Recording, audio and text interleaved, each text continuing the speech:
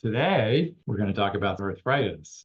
This is something that pretty much affects all of us eventually. But I was going to go through, just talking generally about what is arthritis, who gets affected, how do we diagnose it, and of course, what treatment options are available to treat it. Arthron is the Greek word for joint, and itis is sort of four letters that we stick at the end of a word to say inflammation. So it's really a very non-specific term, inflammation. So arthritis equals inflammation of the joints. That's really all it tells us. It doesn't tell us what kind of inflammation. So it's a non-specific term. And arthritis can actually be caused by many, many different things. There are literally over 100 kinds of arthritis. And we're not going to talk about them all today. We're going to talk about the most common ones. So what is inflammation? Well, inflammation is just a normal reaction to any kind of injury or disease process. The body uses it to repair problems such as an infection or other injuries, but ongoing inflammation beyond the point where the acute injury or disease has taken place can lead to problems. There's other examples of non-specific inflammation. When we say hepatitis, all that means is inflammation of the liver. Oftentimes we think when someone says hepatitis, it means some kind of infection like a viral hepatitis, hepatitis A, hepatitis B, hepatitis C, but really it's just a non-specific term for inflammation of the liver that can be caused by medications, it can be caused by autoimmune diseases, lots of other things. And the same is true for encephalitis, which is inflammation of the lining of the brain. Pancreatitis is inflammation of the pancreas. Gastroenteritis is an inflammation of the gut. These are just terms that describe the process that's going on, but it doesn't tell us what's causing it. And that's often the puzzle that we have to solve when folks come in sick.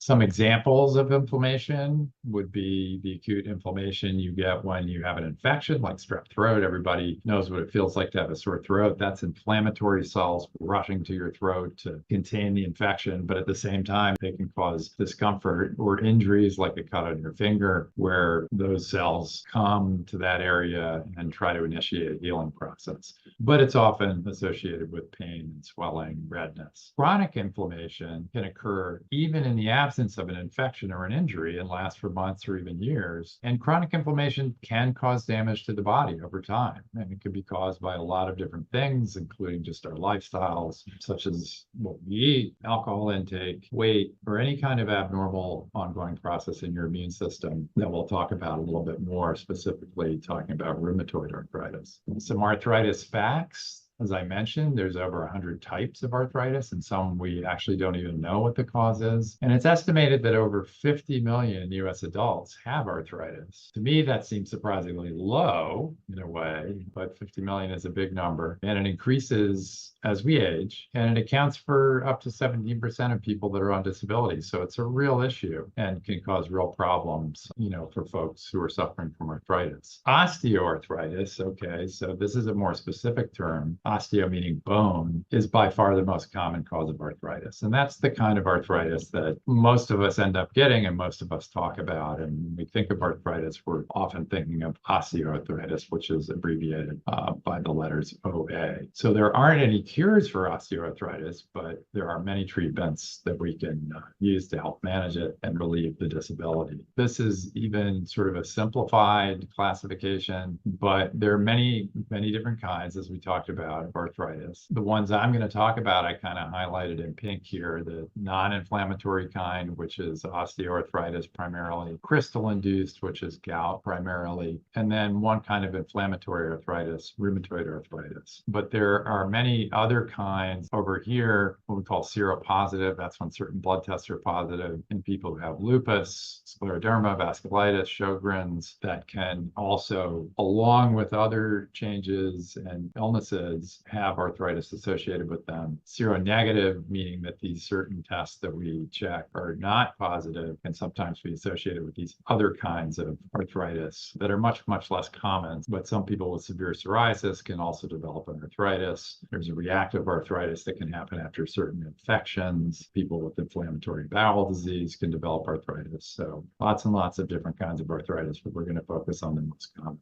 joints. So as I mentioned, it's the most common type of arthritis, osteoarthritis, and by far. We also sometimes call it DJD or degenerative joint disease, which is a more descriptive term that really kind of exemplifies what we're talking about. It's just the joints sort of breaking down from wear and tear. I mean, that's usually what it comes from. It's just the normal wear and tear of life. Most of us will experience to some extent, particularly as we get older. Primarily, the joints that are affected by osteoarthritis are large joints in the spine. So it's the hip, the knee, and the spine. And the reason is because these are the three joints that really take a lot of the brunt of our activities and sort of bear the weight of our bodies.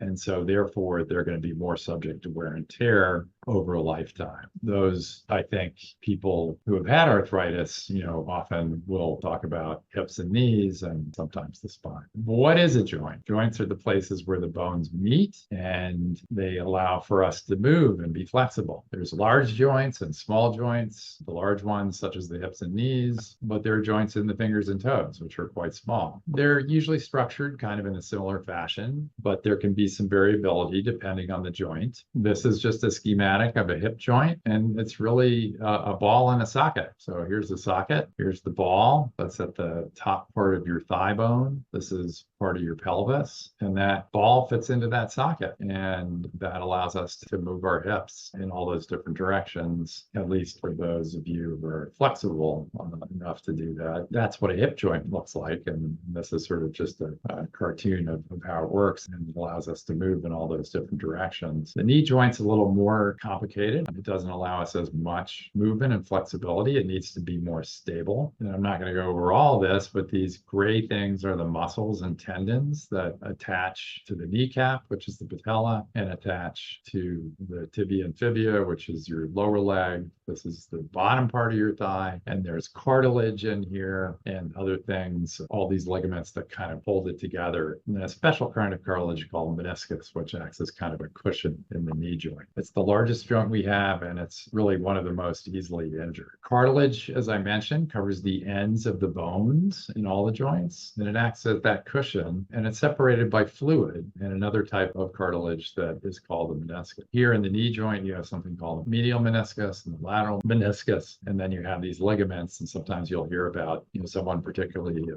sports injury, who may damage their anterior cruciate ligament, which really affects the stability of the knee, often will require surgery. These are some short videos sort of showing you how the cartilage can be damaged and then eventually disappear altogether, leading to bone-on-bone contact. So this is a little animation of how the hip joint wears out.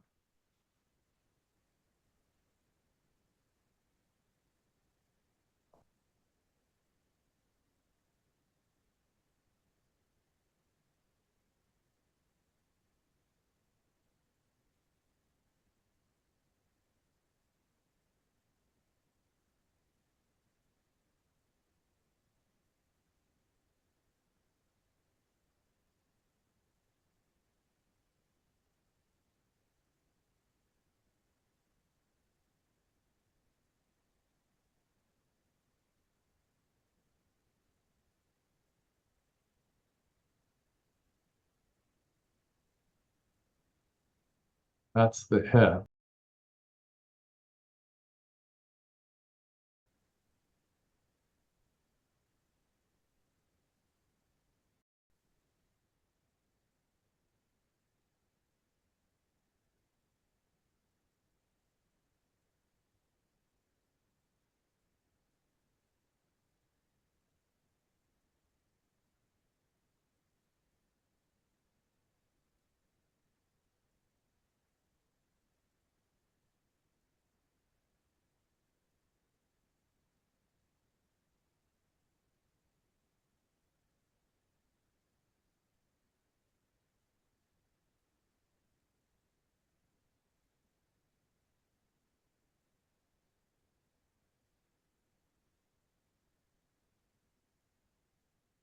That gives you a little sense of what happens in those joints with irritation. What are some of the risk factors for developing osteoarthritis, this most common, kind of arthritis? Weight, okay, so that in general, the heavier we are, the more downward pressure we're putting on those large joints. That's something that we can work on, and often will help some of the pain we get that arthritis. Prior injuries can predispose you to developing arthritis. So, car accident or falling on the sidewalk, something that injures the bone can set up a situation where you're more likely to develop arthritis in that joint later on. Occupational factors, such as folks who have jobs that require repetitive movements, overworking certain joints, or overtiring or having weaker muscles that protect a joint. And oftentimes, one of the most important things is to have good, strong thigh muscles to help protect the knee joint. And there also is a genetic component. I mean, I don't think we know exactly which genes, so it's not like a test that you can have. But, if in your family you have a strong family history of this kind of degenerative joint disease or osteoarthritis, you may be more predisposed to develop it yourself as time goes on. This is pretty straightforward. The older you are, the more likely it is to have it. By race, we have white, black, non-Hispanic here, and then Hispanic a little bit less. Asian non-Hispanic, less so. It does vary a little bit by race and ethnicity. And other factors that contribute to arthritis are activity level. Okay, so the more active you are, the less likely you are to get arthritis. And that's sort of any kind of exercise, walking, exercise. And then weight. The higher the BMI, body mass index, the more likely you are to develop some arthritis. So those are, some things that we do have some input into and try to control in our lives. What are the signs and symptoms? Obviously, joint pain and joint stiffness are the two biggest. Sometimes there's this kind of a grinding feeling. The sound it makes is what we as doctors call crepitus. It's just kind of a noise that you can almost hear as you move your joint, particularly the knee. Sometimes you may have a deformity in the joint, and you see these osteophytes or bone spurs that you saw in that video. We can see them on x-rays sometimes. So those are the main symptoms and signs, and they can be anything from very mild to severe. And one thing about osteoarthritis is that it's almost always worse in the morning after you wake up, but it starts to get a little better after 30 minutes or so as you move around. And that can be a sign that it's this kind of osteoarthritis that's affecting you. Stiff in the morning after sleeping all night. Then I mentioned that crepitus is that medical term for the creaking or grinding sound you can hear. Sometimes you get joint deformities, so-called bow-legged or knock-kneed, and that's just the knee joints wearing away a little bit. And then these are some of the stages of osteoarthritis in the knee. Here's a pretty normal looking knee with the meniscus here. You can see the medial and lateral meniscus that are cushioning that thigh bone. You start to get some narrowing, okay? It gets a little closer together. The cartilage is breaking down a little bit. Now you're getting even more close together. You get these bone spurs forming. And then eventually, if the cartilage is broken down altogether, you might have bone on bone and have a lot of these bone spurs that have formed because of the rubbing together in the knee. So how do we diagnose it? With osteoarthritis, it's usually just based on the history and the physical exam, that description of the pain and stiffness in the morning. Sometimes there can be some swelling or that noise, crepitus. Usually we'll start off by just doing a regular plain x-ray, not an MRI, not a CAT scan. Occasionally, if there's some question as to what the diagnosis is, we might do some blood tests, but that's uncommon for diagnosing osteoarthritis. And then also occasionally, particularly if there's a lot of fluid in the joint, we might aspirate some of that fluid out of the joint to make sure it's not an infection or there's crystals in there, or simply just because if the fluid does build up, that in and of itself can cause a lot of pain, and draining that fluid out of that joint can really give people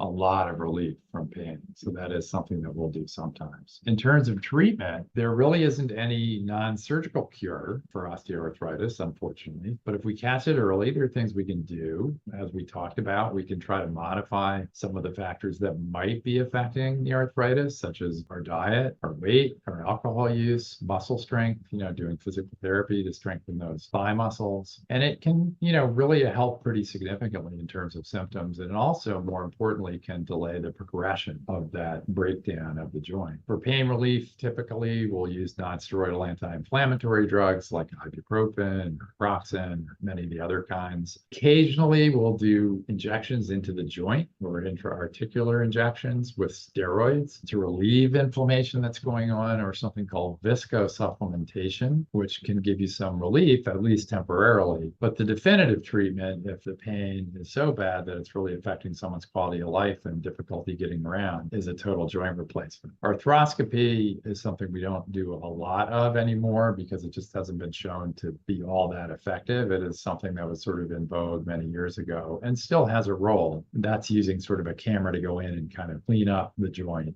without doing a major surgery. Steroid injections can help. It's usually kind of a short-lived benefit. It's not going to last for years. You can't really do it more than 2 to 3 times a year. Sometimes it can have interactions with other drugs, particularly some of the medicines we use to treat with HIV. So we have to be a little bit careful with that. Some of the HIV medicines will cause the steroids that you're putting into the joint to actually reach a measurable level in the bloodstream, and that can cause some complications and problems. So it's always good to be aware.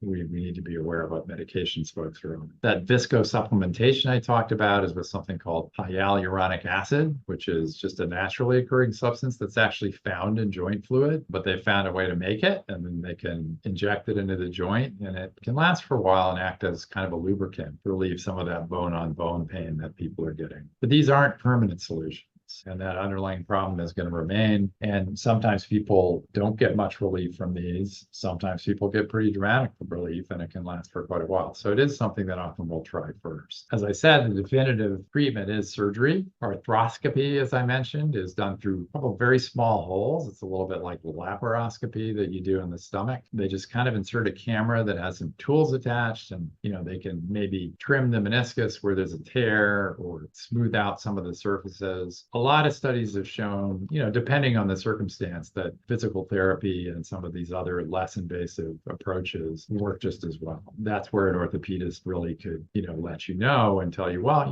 this is worth a try based on the specific situation. Often before we start talking about surgery, it's likely that someone will have had an MRI just to get a better look at the joint. Arthroplasty, or also known as total joint replacement, is the definitive treatment. It's primarily done with hips and knees, and probably all of you know someone who's had a hip replacement or a knee replacement. But these days, they're also sometimes doing it for the shoulder, the elbow, the wrist, and the ankle. Those are certainly not as common, in part because those joints aren't as commonly affected as the hips and knees are. And they've gotten, very, very good at this. Obviously, the operation is only, 45 minutes to an hour. They have people back up on their feet within a day or so. And most of the time, it's very, very safe and effective. People get often total relief of their pain. And with any surgery, there's possible serious complications, but there's a lot of ways to prevent those. One of the biggest is post-op clot formation and the clot breaking off and going to the lung. But everybody's on blood thinners after the operation and back up on your feet, like I said, very quickly. Rarely the joint can dislocate, the artificial joint, or you can have a fracture. And then even more rarely, but something that can cause a lot of problems, is a joint infection, because it's a foreign body that we're putting into your body, and those can be a little bit more prone to infection than the bones we were born with. So that's something that they're very, very careful with. So this is just x-rays of the normal knee, the meniscus, nice space there between the joints. Here's arthritis in the knee, so you can see how easily we could see that on a plain film. And remember, I mentioned that space narrows down. You can see some kind of buildup of bone here, sclerosis, and sometimes some bone spurs like this over here that have built up. And then here's a knee after joint replacement. And they literally put in a piece down here and a piece up here.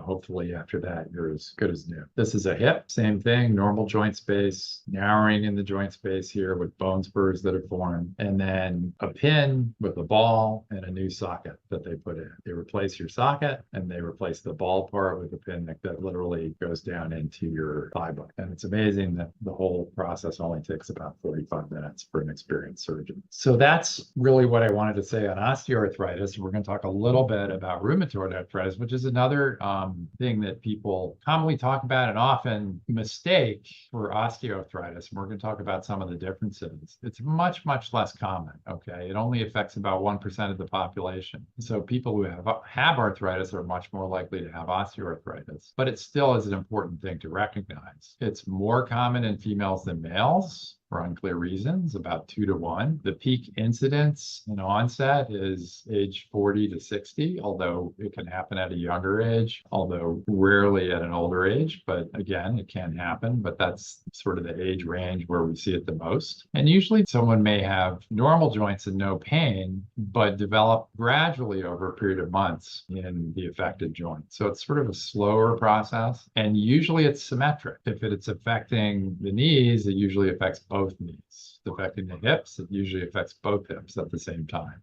Pannus formation, which is sort of extra bone, you can get erosions in the joints, and you can also sort of have systemic inflammation. So inflammation that's really more in the body rather than just in the joint, the way the osteoarthritis was. There are some genetic factors that may predispose, and also some environmental factors such as cigarette smoking and coal mining, interestingly, can predispose people to rheumatoid arthritis. How do we diagnose rheumatoid arthritis? Like I said, it's usually symmetric. So, oftentimes with osteoarthritis, someone comes in and says, my right knee has been killing me, it started to hurt years ago, and now it's just getting worse and worse. If we do X-rays, we'll find maybe moderate to severe arthritis in the right knee. And if you look at the left knee, maybe you'll see a little bit of wear and tear starting in the left knee as well, but usually not as bad. So it's usually with osteoarthritis, one joint, and with rheumatoid arthritis on both sides. It often affects the small joints in the hands, the wrists, the feet, and the ankles. That's the most common. So again, that's a little bit different from osteoarthritis, which, rheumatoid arthritis can affect the knees, the elbows, and the shoulders. It's usually something that has been lasting for more than 6 weeks. It also is characterized by stiffness in the morning, like osteoarthritis, but it usually lasts more than 30 minutes. So if you have that stiffness for a much longer time in the morning, that might give you a little sense that it could be more of a rheumatoid issue rather than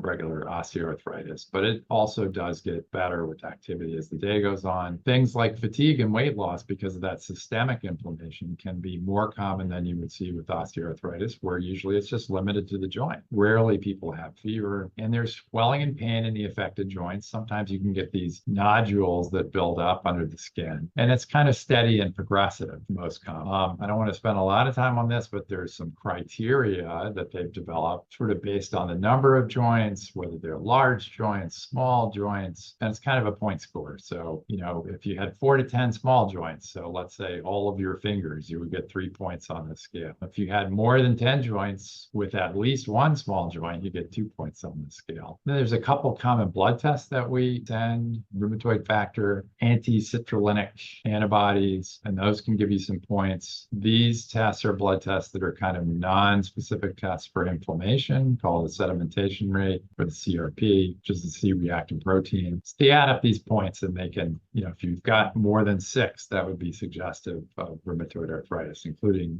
how long the symptoms have been lasting. X-ray findings, interestingly, are kind of the opposite of osteoarthritis. So when we have rheumatoid arthritis, you have erosions around the joints.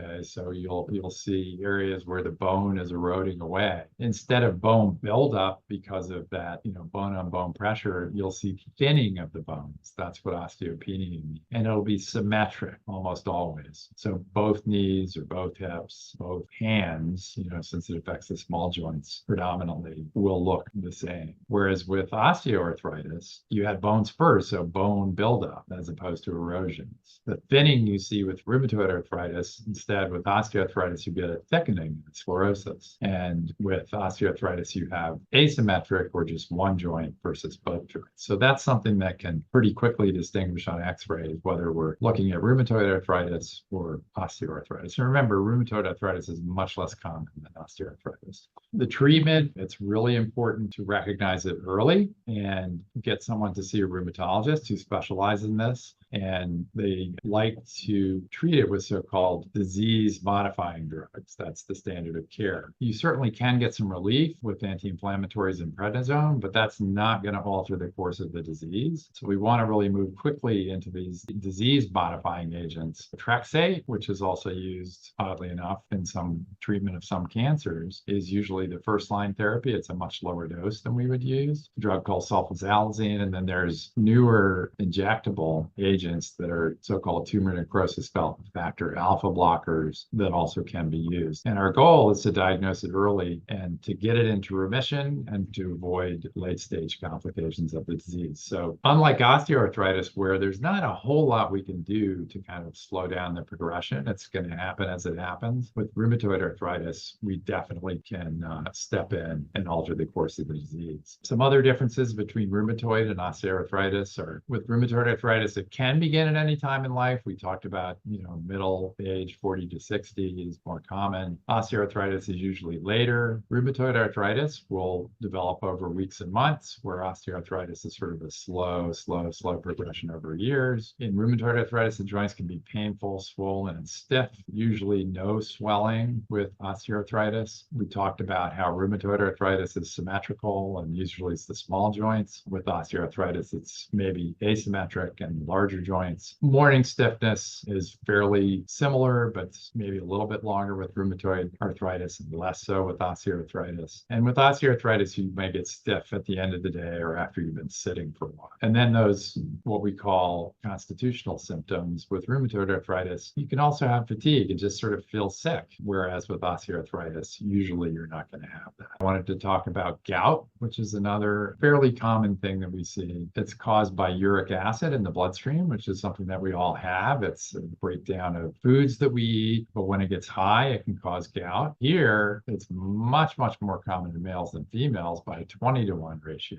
Primary gout is an inherited disorder where you're either overproducing that uric acid or you're not able to get rid of it through your kidneys. Secondary gout can be during the treatment for certain blood cancers or in folks who have kidney disease. Just important to know that only a small number of people who have high uric acid will also develop gout. Simply having a high uric acid on a blood test does not mean you will get gout. But for people who do have gout, the uric acid is almost uniformly high. It's classically in the big toe, sometimes in the elbows and the hands. Unlike in rheumatoid arthritis, the hand and wrist joints have normal appearing bones and spacing. So when you do a plain x-ray, we see those changes of osteoarthritis, and we know we see changes in rheumatoid arthritis. The joints actually look normal in folks that have gout. Hips and knees, the large joints, are very uncommon. The spine is rare. People also sometimes will get kidney stones when they have gout, and sometimes they'll have a kidney stone before they get the joint involvement. And it's important to look at that stone and see if it's made of uric acid. This is sort of a classic, what it looks like in the big toe: red, hot, swollen. It's incredibly painful, but it's pretty easy to treat. We diagnose it in part by checking the uric acid. Sometimes people have other signs of inflammation. Some of those other tests I suggested, like the sedimentation rate or the C-reactive protein. But to definitively diagnose it, you need to aspirate the joint with a needle and look at it under a microscope, and you see classic crystals under the microscope that have formed that are causing that swelling and pain. It's pretty straightforward to treat usually. Indomethacin, which is in the family with Motrin, can relieve the pain within days. Colchicine is another agent that we use. And then for folks who have recurrences, we can put people on medications that will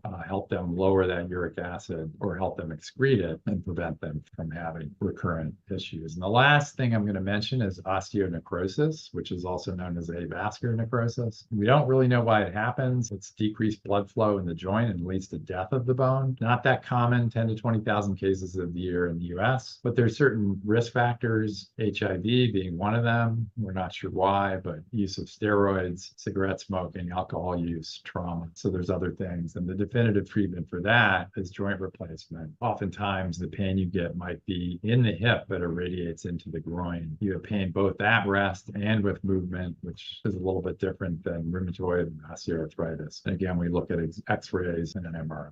If tendonitis and arthritis have any relationship to each other, or is one strictly the tendons and one strictly the bone? They can certainly happen at the same time, but when we talk about tendonitis, we're really talking literally about an inflamed tendon. So those tendons are what attaches muscles to bones, and those can just get inflamed all by themselves. And usually that's something that we can treat with an anti-inflammatory. And it may happen when you have completely normal joints and no evidence of any arthritis at all. Certainly in someone with arthritis, they may also develop a tendonitis. And then there can be something called a tenosynovitis, particularly in the hands where the tendon and the joint gets a little bit inflamed. And again, but usually those we can treat just with anti-inflammatories. It resolves, it goes away, and it's not a problem anymore. Can you have more than one kind of arthritis at once? You could, certainly. Someone with osteoarthritis could be in that 1% of people who later in life develop rheumatoid arthritis. I would say that it'd be unlikely to have more than one kind of inflammatory arthritis. So, people who have psoriatic arthritis, associated with psoriasis and skin disease, it's not likely they're going to have rheumatoid arthritis. Given that a lot of us have osteoarthritis, it is also possible to develop other kinds as well, or gout or something like that.